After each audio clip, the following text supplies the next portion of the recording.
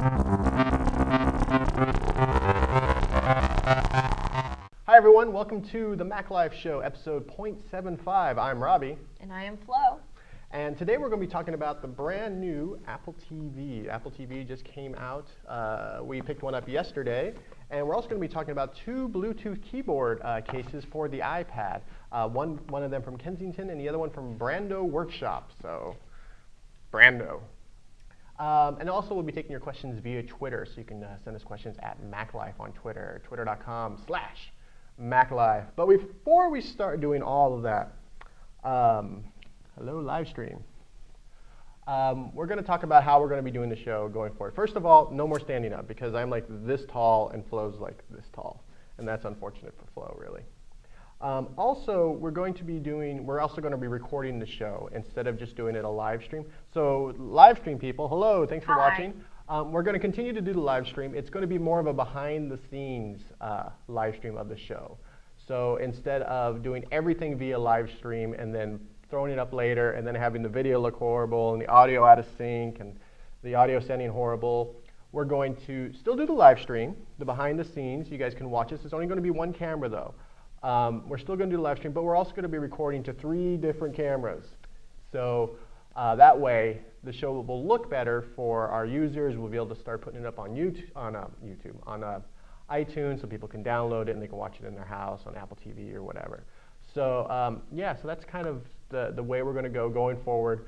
We'll have the live stream, which we're doing, of course, right now. It'll be more behind the scenes. So you're going to see a lot more live stream people than people who just watch the regular show. So you can still come, you can still watch it, you can kind of enjoy the show and watch me and Flo mess up. So we'll still have all the live mess ups, which we'll edit out of the actual show. So yeah, I think that's kind of it. Yeah, let's just get the show on the low. We're going to talk about some hardware. We'll start off with Flo. All right.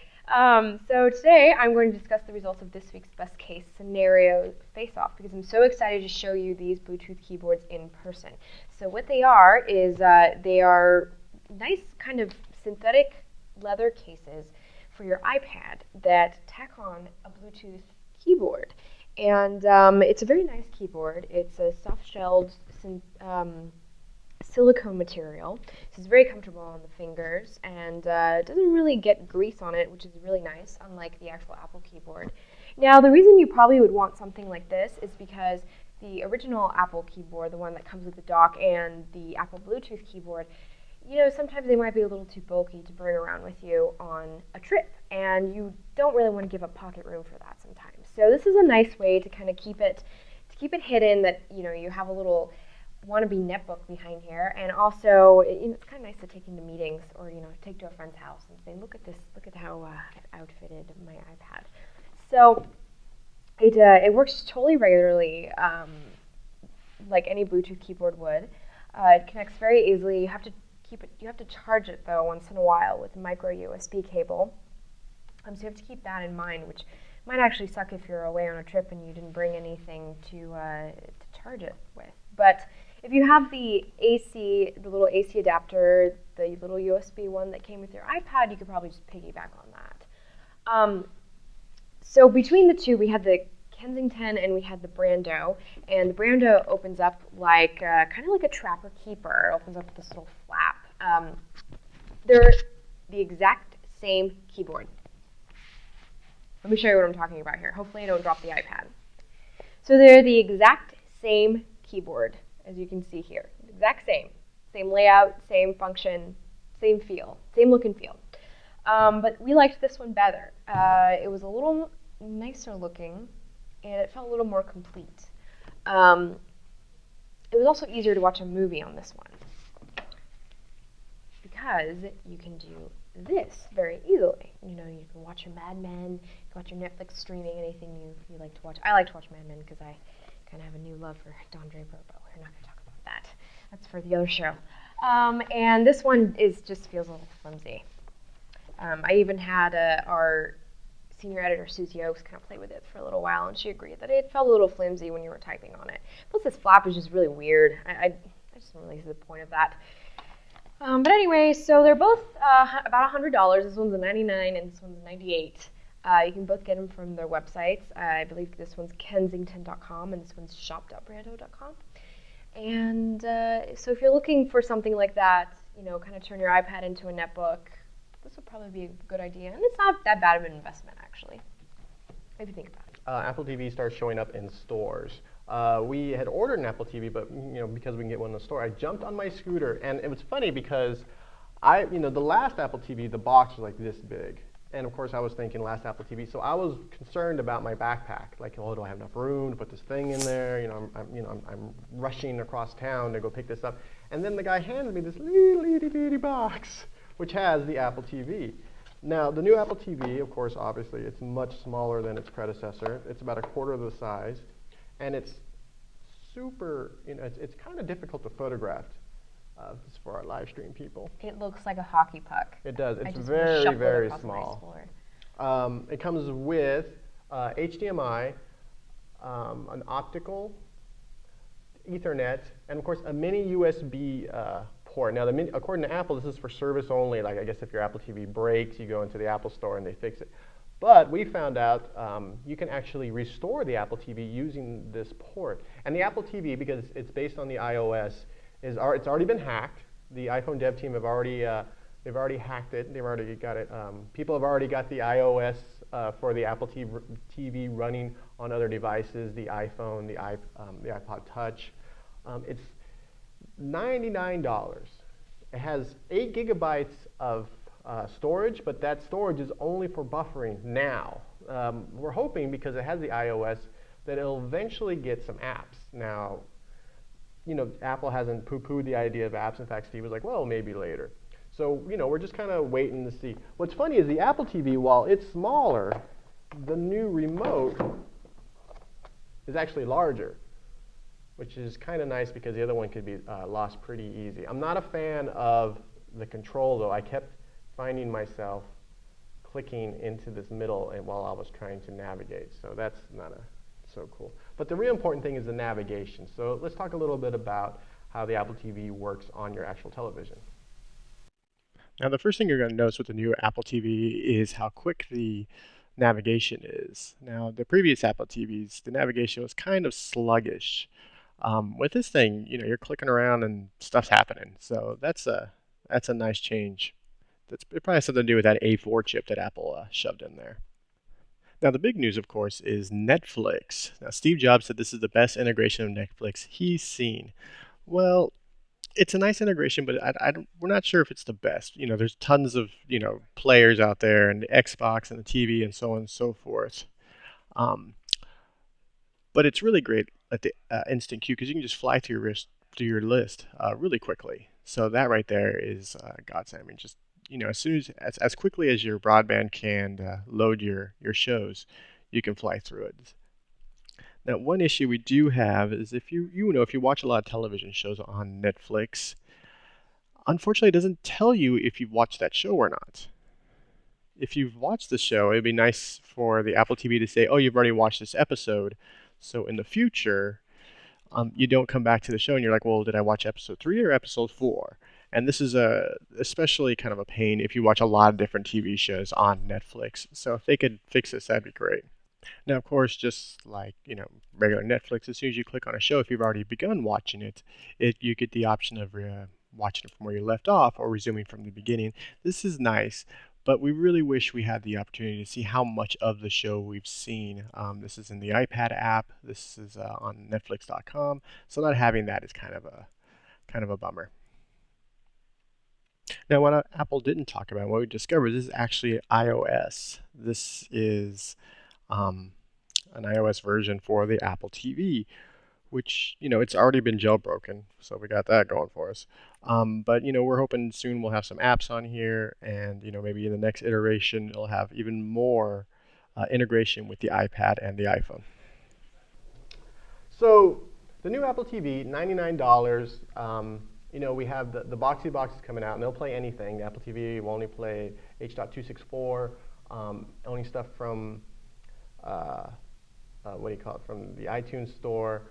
But you could actually, I was looking at it, and we set it up on the TV in one of our rooms here, and I was like, you could just mount this on the back of the TV. or in some other place because it was so small. The wires, if they were, it was actually like moving the Apple TV that because it doesn't really weigh hardly anything. So yeah, Apple TV, $99. If you're a fan, it's great. If you're not, we're going to be doing a shootout of the Apple TV and the Roku box and the Boxee box and the Google TV as soon as they're all on the market. So we'll be able to give you a really informed decision.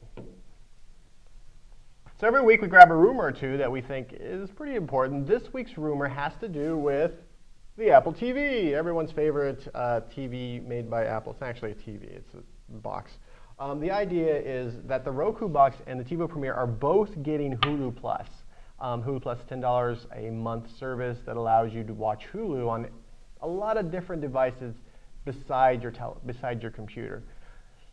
If it's worth it to you, that's basic depends. cable, Bravo. You can get the Real Housewives. It's like a day late. It's like 24 hours later. Which is fine. It's yeah, fine. It's fine. So the rumor is that it'll be coming to the Apple TV because it's coming to these other devices. Now this has to do with Apple being able to make a deal with the Hulu folks, and of course all the people who sell their stuff on there. Now most media companies aren't really happy with Apple, so we'll fingers crossed, because it's nice to have a lot of different services on the Apple TV. But like I said, not everyone's. NBC Universal's always been on Apple's case, even though when The Office first came out, it wasn't getting very good ratings, and then it was on iTunes, and people started downloading it and then started watching it. And NBC actually said that the reason The Office was on television and continued to be on television and continued to start getting good ratings was because of the iTunes Store.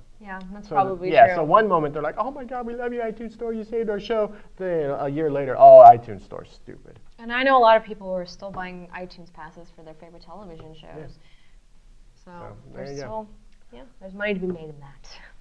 So now, if you're watching the live stream, and you can watch the live stream every week, it's a Ustream right now. Eventually, it'll be moving to our very exciting new live stream server once we get that ready. But you can ask us questions on Twitter. You can ask us question at MacLife. You can go to twitter.com/MacLife or at MacLife with your Twitter client. So the first question is from Hutch. Can the Apple TV play videos stored on the NAS drive? We just got the Apple TV. We haven't had a chance to hook it up with the NAS drive. One problem may be is that the Apple TV only uses the PIN. If you've used Apple TV before, you set it up, you have a little PIN number, or home sharing. It doesn't do one, or it only does one or the other. It doesn't do both at the same time. So that might be bad news for people with NAS drives with iTunes servers on there. We still have to test it. We haven't had a chance to test it yet. But yeah, we're definitely going to see what happens with that. Next question is from Valerie. How well does it integrate with the older Apple TV? Now, these are two separate OSs. They're, one's an iOS, one's its own proprietary OS that Apple built. They're actually both proprietary, but one's, the one we're used to. They're also different hardware. So, you're not going to get the new OS on the old Apple TV, and we haven't been able to get them to talk to each other. So if you have a couple in the house, it'll just be like you have two completely different pieces of hardware. Next question from Nathaniel. What is the best iPod Touch camera app? Hipstamatic. Hipstamatic. Hipstamatic is a great one. It's not just hipsters that use it. Everybody actually uses it because it does like really cool effects and things like that. And I know a couple of great ones for Photoshop.com. Yeah, that's right. You can edit your photos. You can upload them to Photoshop.com. Photoshop.com, right? Photogene is a really good app to adjust your photos. So those three: Hipstamatic, Photoshop.com, and Photogene. Check those three out. Photoshop.com is free. It is, and you can crop your photos. You can crop it. You can probably adjust a little thing, and then you could upload it to like Photoshop.com's site, and you can put your stuff up there. Or just upload it to your Facebook. Yeah. Actually, I have a question too on my Twitter feed. Have you guys previewed Microsoft Office 2011? I saw the disc in yesterday. I know someone's working on it. I haven't actually. I don't use Microsoft Office for anything. I write everything in TextEdit. I don't. Yeah, as do I. I don't use spreadsheets. I don't make PowerPoint presentations. I don't I don't even use our Exchange Entourage, which will be Outlook now. For our Exchanger, I use Apple Mail because I like the way it threads messages better than Entourage does. And so maybe the Outlook will be much better, and I'll like it. I had a big problem with searches with Entourage. It just never worked, and I just keep every single piece of email I've ever gotten. So You really never made PowerPoint presentations? I just never I've made it. pictured I them. don't like to make PowerPoint presentations. And that's it. Thanks everyone for watching. Be sure to tune in next week if you want to watch the live stream at 4 p.m. on Thursday Pacific time. The live stream will show you just everything we've done wrong today. It'll show you everything we'll do wrong next week. So check that out. And of course, the show will be posted on the site. So you can watch it, download it, watch it on your Apple TV or whatever you want to do. The show was produced by Jason, the Archduke of the Internet, Amor. I am Roberto Baldwin. And I'm Florence Ion. Thanks so much for watching. We'll talk to you next week. Bye.